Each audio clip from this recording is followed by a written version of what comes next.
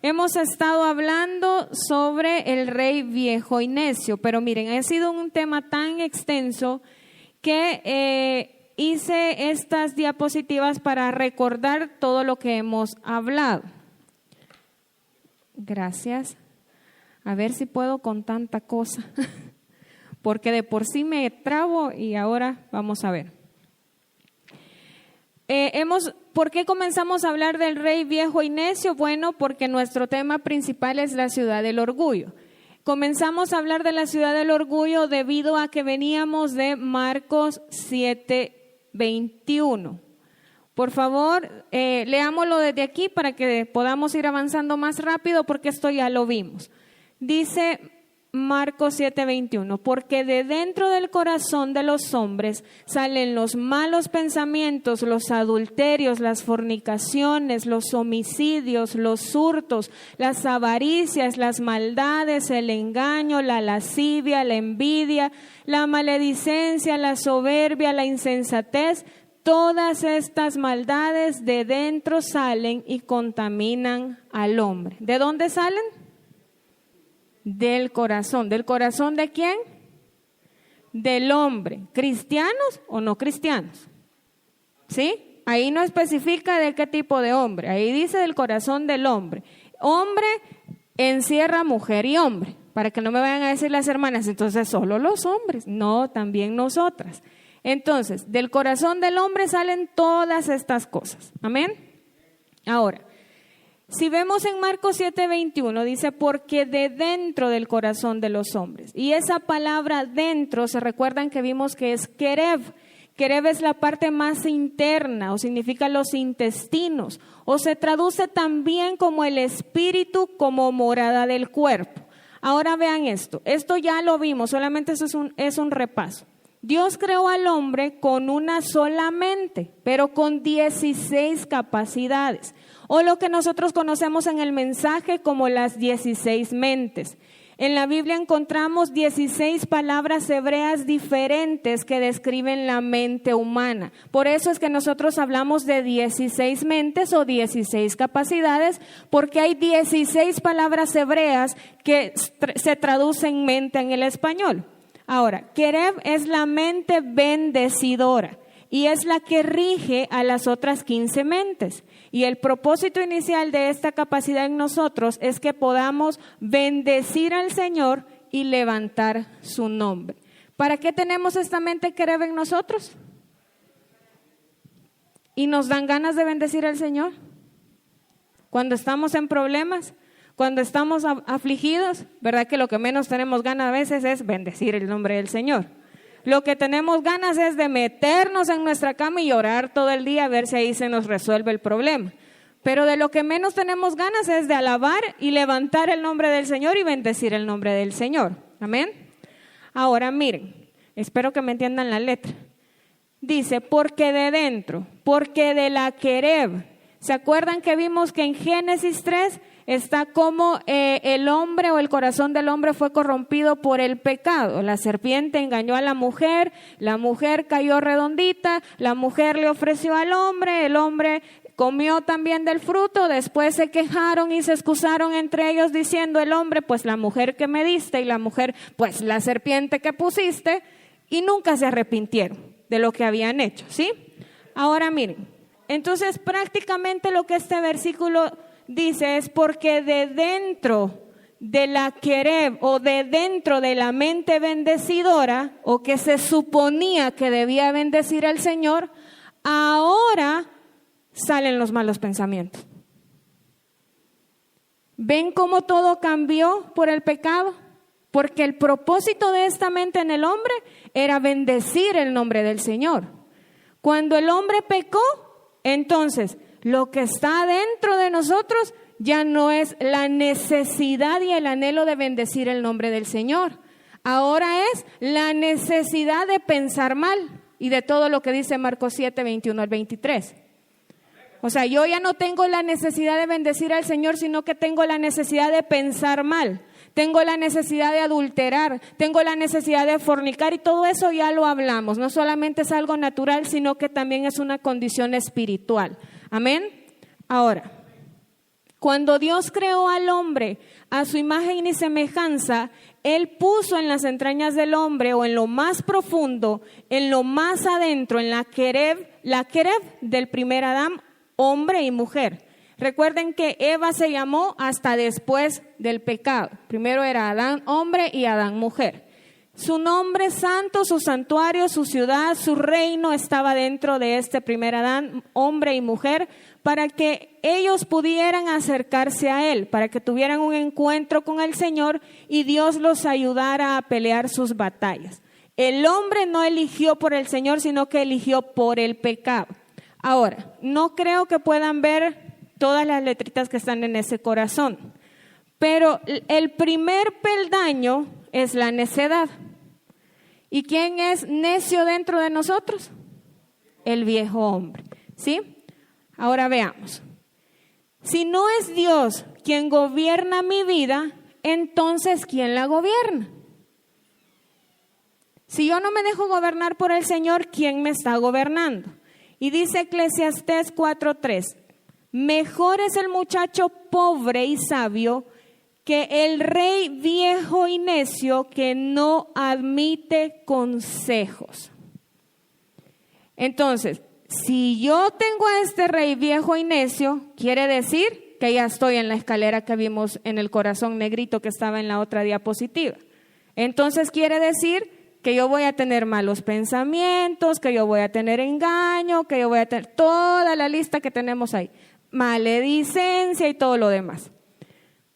Pero, dice, necesitamos quitar al rey viejo y necio del trono de nuestro corazón. ¿Cómo hacemos eso? Porque a diario peleamos contra ese rey viejo y necio. Algunos peleamos, mis amados hermanos, porque otros nos dejamos gobernar por él. Y bien felices que estamos porque él nos está haciendo ser igualitos a todos los de allá afuera del mundo. Ahora, si usted desea seguir siendo gobernado por él, no lea los siguientes versículos. Pero si usted como yo queremos ser transformados a la imagen del Hijo de Dios, entonces leamos el siguiente versículo. Lucas 11:21. Cuando el hombre fuerte armado guarda su palacio en paz está lo que posee. Pero cuando viene otro más fuerte que él y lo vence, le quita todas sus armas en que confiaba y reparte el botín. El que no es conmigo, contra mí es, y el que conmigo no recoge, desparrama. Ahora vean esto. Ven a este señor ahí sentado en el trono, que se llama el rey viejo necio, o la insensatez, o la necedad, y del otro lado, ¿a quién ven? Esta imagen que ustedes ven ahí era como debió haber sido desde el principio el corazón del hombre. Cristo tenía que gobernar el corazón del hombre, pero por el pecado vino este Señor a sentarse en el trono del corazón.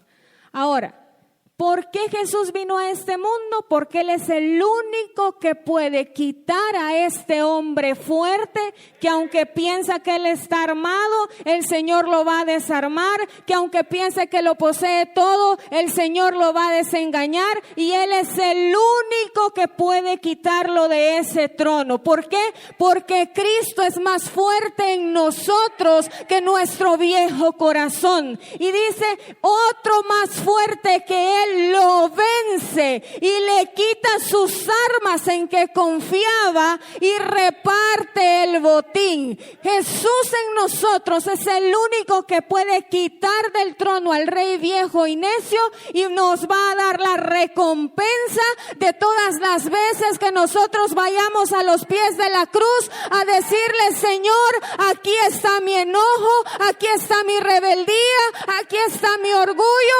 Señor, quita a este hombre necio del trono y siéntate tú en él, porque tú eres más fuerte que él. El problema que tenemos, amados hermanos, es que luchamos con nuestras propias fuerzas y así nunca vamos a llegar a ninguna parte. Pero cuando Jesús se levanta a pelear la batalla por nosotros, número 1, nosotros vamos a ir a la cruz a arrepentirnos de eso que estamos pensando o que estamos haciendo. Y número 2, vamos a ser cubiertos con la sangre de nuestro Señor Jesucristo y por ende vamos a obtener la victoria de esa batalla. Amén. Ahora, este Señor nos hace la vida imposible. Pero como les he dicho, póngale su cara. Yo ahí me lo imagino con mi cara. ¿Por qué? Porque somos nosotros mismos los que no dejamos que el Señor Jesús haga la obra en nosotros. El Señor quiere establecer su reino dentro de nuestro corazón como era al principio. Pero somos nosotros mismos quienes no lo dejamos. ¿Por qué? Porque queremos hacer lo que a nosotros nos da la gana hacer. En un sentido decimos nosotros eso. Pero realmente no estamos siendo guiados por nuestro propio pensamiento. Estamos siendo guiados por los pensamientos que Lucifer pone en nuestro viejo corazón y entonces empezamos a pensar, a hacer cosas que desagradan al Señor, ¿sí? Y como ya sabemos quién es y ya sabemos que Él es desconsiderado, ya les enseñé que ser desconsiderado, esos significados son según los diccionarios. Dice que actúa sin consideración o respeto, es una persona irrespetuosa, falta de advertencia o de consejo, es grosero, es malcriado, tiene falta de educación. ¿Conocen a alguien así? Pues no piensen en esa persona. Diga, yo soy así. Señor, perdóname porque soy culpable de ser desconsiderado. Amén. Y esta es la versión NTV de 2 de Timoteo 3:1. Dice, Timoteo, es bueno que sepas que en los últimos días habrá tiempos muy difíciles, pues la gente solo tendrá amor por sí misma y por su dinero. ¿Lo estamos viendo? ¿Estamos viviendo eso ahorita? Entonces, ¿en qué tiempo estamos? En los últimos tiempos. Y dice, serán fanfarrones y orgullosos, se burlarán de Dios, serán desobedientes a sus padres y malagradecidos, no considerarán nada sagrado. ¿Lo estamos viendo? ¿Lo estamos viviendo? Entonces, ¿qué necesitamos nosotros como cristianos hacer? Rendir nuestra desconsideración delante de los pies del Señor. Amén. Sigamos. Es incrédulo. Significa no creer con facilidad en las cosas que no ve o que no se han probado, que no tiene fe o creencias religiosas. Y se acuerdan que hablamos sobre este hombre que llevó a su hijo para que los discípulos lo sanaran y los discípulos no pudieron sanarlo, pero nos enfocamos en lo que el hombre le dice a Jesús. Y esta también es la NTV, la traducción NTV, dice Marcos 9:22. A menudo el espíritu lo arroja al fuego o al agua para matarlo. Ten misericordia de nosotros y ayúdanos si puedes. ¿Cómo que si puedo?, preguntó Jesús. Todo es posible si uno cree. Al instante el padre clamó, sí creo, pero ayúdame a superar mi incredulidad. ¿Se acuerdan cuando hablamos sobre este tema? Y miren, es impresionante porque Jesús le dice, ¿y cómo que sí puedo? ¿Y cuántas veces nosotros le hemos dicho al Señor, ay Señor, ya mañana tengo que pagar la cuota y no tengo, ¿será que no puedes? Ay Señor, me hace falta esto, ¿será que no ves que me hace falta, Señor? Somos incrédulos. Y miren lo que Jesús le dice, ¿cómo que sí puedo? Todo es posible si uno cree. Y miren lo que el Padre le contesta. Sí creo, pero ayúdame a mi incredulidad. ¿Por qué? Este hombre estaba al límite de ver que los discípulos no pudieron sanar a su hijo. Al límite de decir, ellos son sus discípulos, por ende ellos son iguales al Maestro, ellos son iguales a Jesús. Y si ellos no pudieron, ¿por qué Jesús va a poder si Jesús les ha enseñado todo lo que saben? Y muchas veces nosotros estamos parados al límite de decir, necesito un milagro ya, ahorita. Señor, ¿será que lo vas a hacer? ¿Será, Señor? Pero ¿saben cuál debería de ser nuestra oración? Señor, Quizás mi viejo corazón me está diciendo que tú no puedes, pero mi nuevo corazón en mí me está diciendo que si yo creo en tu palabra, todo aquel que cree en ti, Señor, tú vas a hacer conforme a tu voluntad. Pero ven la diferencia entre decir, ay no, yo no creo, quizás el Señor no lo va a hacer, a decir, aun que mi viejo hombre me esté diciendo no creas, decir con nuestro nuevo hombre, Señor, yo te creo. Hasta el final yo te voy a creer, Señor, y si no lo veo, bendito sea tu nombre. Y si lo veo, bendito sea tu nombre, pero yo creo en tu perfecta voluntad para mi vida. Amén. Ahora, es egoísta. Más que clara la imagen, ¿verdad? Ser egoísta significa que antepone el interés propio al ajeno. Indica un excesivo amor a uno mismo, centrado en su propio interés y que no se preocupa por los demás. Egoísta es sinónimo de codicioso y ambicioso. Y les puse ahí el Proverbio 21:26. Hay quien todo el día codicia, pero el justo da y no detiene su mano. El justo da. Y saben que el Señor me hacía recordar algo de mi bisabuelita.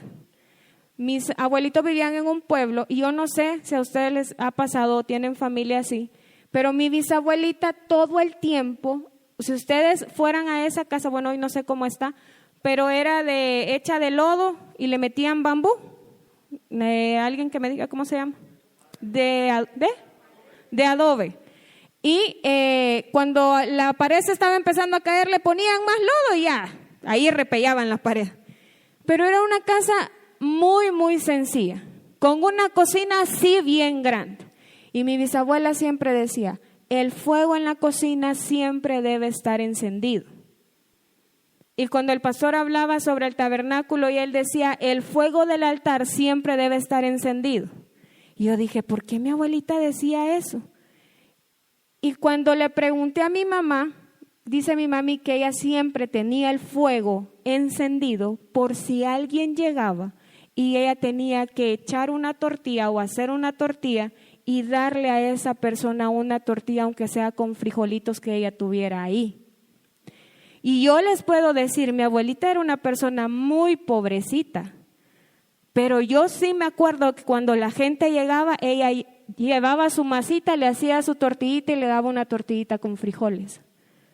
Eso quiere decir que yo no necesito demasiado para poderle dar a alguien. Pero lo que el viejo hombre hace en nosotros es que seamos egoístas. Porque cuando yo ahora veo hacia atrás y veo a mi abuelita, a mi viejita, que hacía una tortilla y no sé, habían cuajadas, unas redonditas así que a veces las venden por aquí, y eso le daba a la gente cuando llegaba, y una taza de café hecha en una olla de barro. ¿Qué necesitamos entonces nosotros para dejar de ser egoístas? ¿Saben por qué somos egoístas muchas veces? Por los malos pensamientos que tenemos acerca de la otra persona. Esto es muy sencillo, no le gusta, o es que esa persona es muy agrandada, o es que se ve de tal manera, pero usted no sabe si un dulce le va a dar y con eso la va a agradar o lo va a agradar. ¿Qué nos hace pensar mal? El viejo hombre. ¿Qué nos hace ser egoístas? El viejo hombre. Entonces, mis amados hermanos, ¿tienen frijolitos en su casa? ¿Sí? ¿Tienen huevitos en su casa? ¿Tienen pan de caja en su casa? ¿O tortillas que uno las pone en el freezer para calentarlas? ¿O tiene maseca, vaya, en su casa y usted puede hacer una tortilla? Y entonces, ¿por qué nunca ha invitado a su casa a alguien a decirle, vení, ahí hay frijoles en mi casa, vámonos a comer? ¿Por qué? Porque pensamos que a la gente tenemos que darle lo mejor de lo mejor de lo mejor, pero eso es lo mejor que usted tiene, porque no es lo que le sobra, es lo que usted tiene en su casa para comer. Entonces dejemos de ser egoístas y aunque sea una tortilla con frijolitos, invitemos a la gente, ¿sí? Porque eso es un engaño del viejo hombre, decir que necesitamos darle filet mignon a la gente para que llegue a nuestra casa. Cuando necesita, ¿qué? Una cora de tortillas y una libra de frijoles para hacer una sopa de frijoles tan deliciosa. ¿Sí? Se ríe porque él sabe que es mi favorita. Pero no necesitamos más. Es nuestra mente y nuestro viejo hombre quien nos hace ser egoístas. Amén. Imprudente. Lógicamente que no tiene prudencia. Dice cosas sin cautela o moderación. Irrespetuoso, indiscreto, irreverente. Ay, sí, Señor, perdóname porque yo soy así. Perdóname, Señor. Dice Proverbios 23:9. No hables al oído del necio, porque menospreciará la prudencia de tus razones.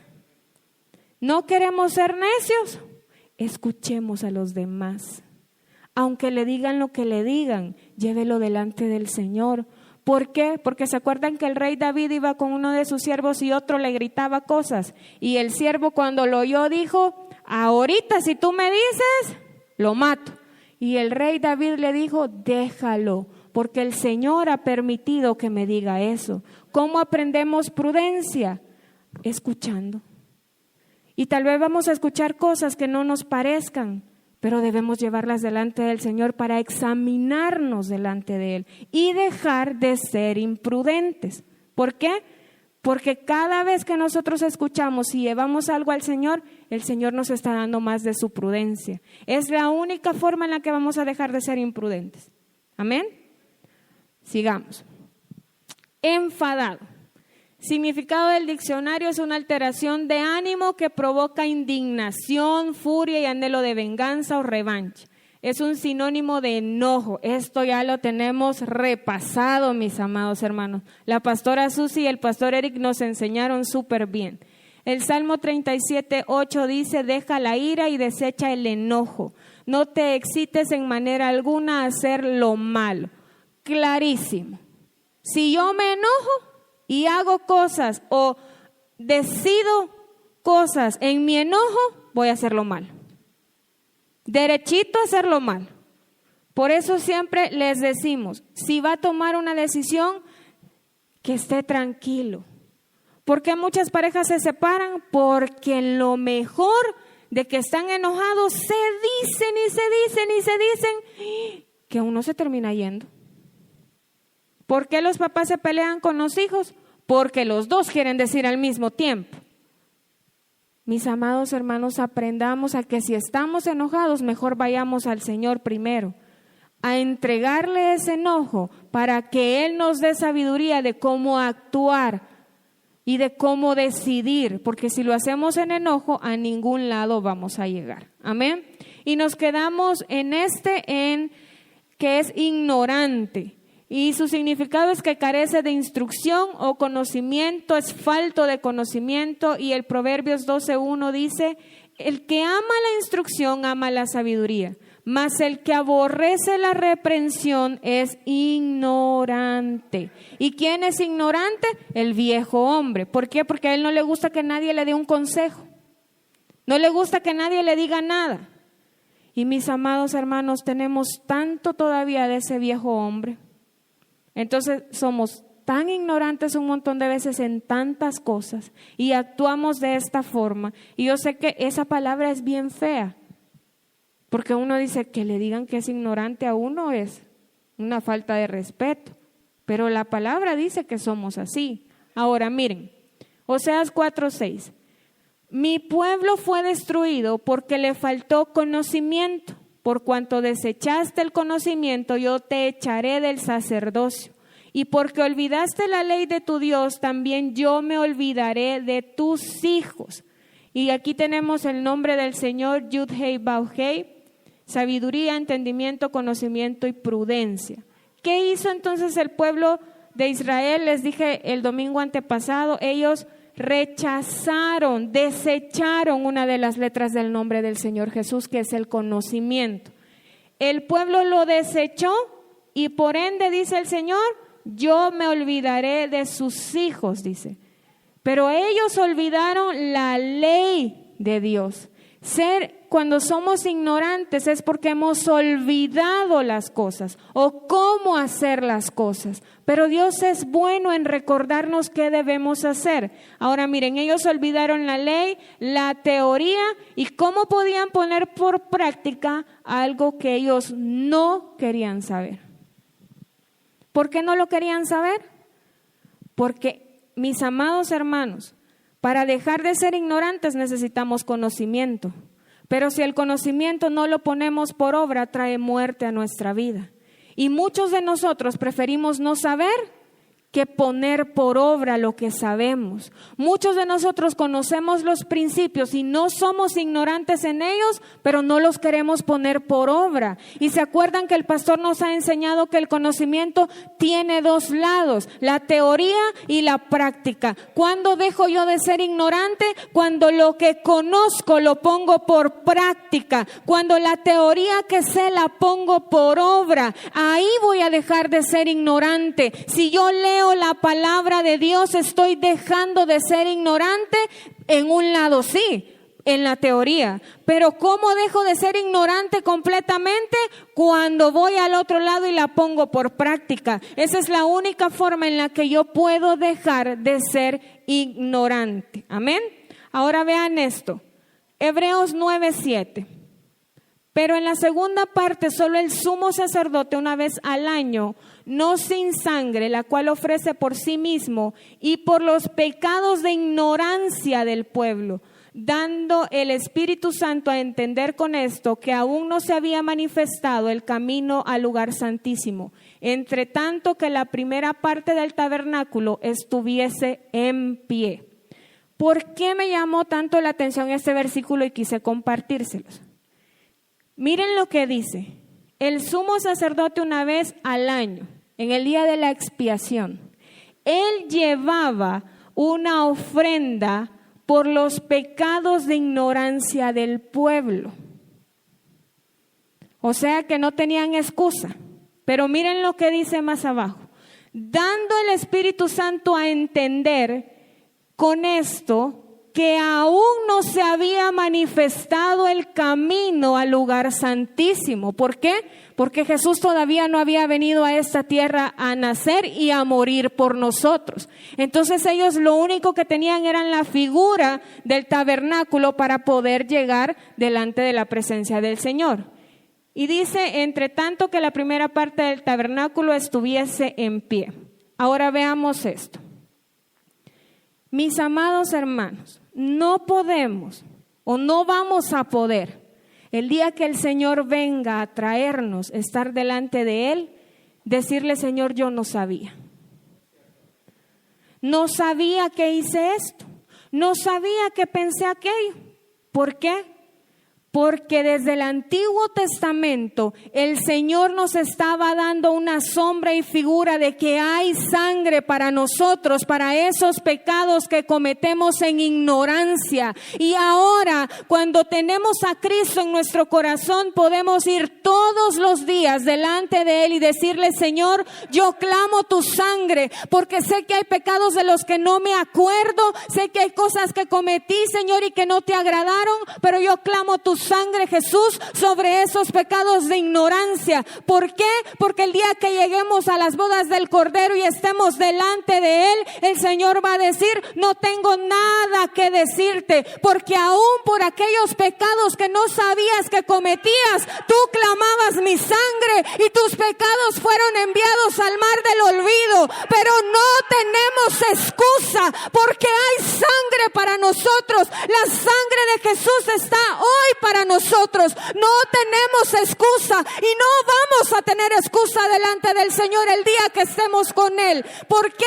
Porque su sangre es suficiente para limpiar nuestros pecados, por muy rojos que sean. Él los va a convertir en blancos, pero necesitamos confesarlos. Yo no sé cuántas veces usted ha ido al Señor a decirle, Señor, clamo tu sangre por lo ignorante que soy. Clamo tu sangre porque hablé en ignorancia, porque actué en ignorancia, porque no me di cuenta de lo que estaba haciendo, Señor. Pero necesitamos ir delante de Él. ¿Y saben qué pasa? Cada vez que vamos al Señor y clamamos su sangre y le decimos, Señor, perdóname, hice esto, esto, Señor, y hay cosas de las que no me acuerdo, pero tú sí las conoces, Señor. Clamo tu sangre, Jesús, tráelas a luz, cúbrelas con tu sangre. ¿Saben qué pasa? Jesús está haciéndose cada vez más gobernante y soberano de nuestra vida, porque Él está apartando la necedad y la insensatez de nuestro corazón. Necesitamos morir a los pies de la cruz a diario, mis amados hermanos. En el Antiguo Testamento, una vez al año podían llevar esa sangre por los pecados de ignorancia. Pero nosotros cada día podemos ir al Señor a clamar su sangre para que nuestros pecados por ignorancia sean llevados al mar del olvido. ¿Por qué no lo hacemos? Porque nos gusta que nos gobierne el viejo hombre. Porque nos gusta hacer las cosas del mundo. Gracias por esta palabra, Señor. Gracias, Señor, porque no tenemos excusa delante de ti, Señor. Gracias, Señor, porque tú has dejado en tu palabra todo lo que necesitamos, Señor. Tú eres más fuerte. Tú eres más fuerte, Jesús. Tú eres más fuerte que aquellas cosas con las que nos estamos enfrentando.